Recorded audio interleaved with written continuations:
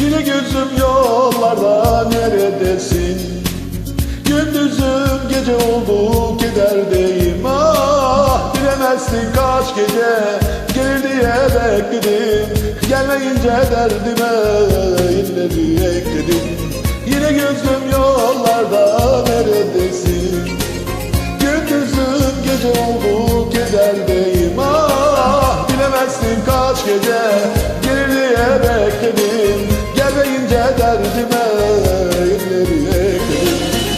Gel yarim ol, sevdalım ol, sultanım ol, dermanım ol, dertlerimin dermanı ol her daim.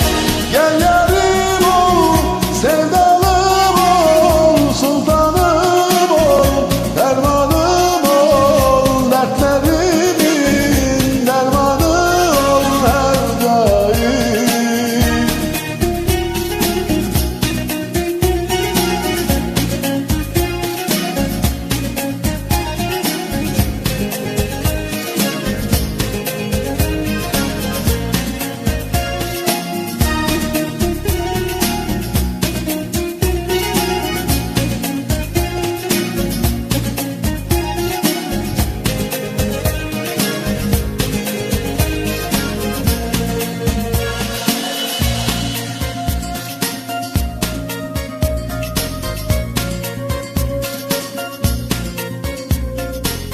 Dolu dolu sevdalar gözlerimde, gönlümde dolanırsın hep o halimle. Ah, uçuşuyor saçların yaralanmış kalbime.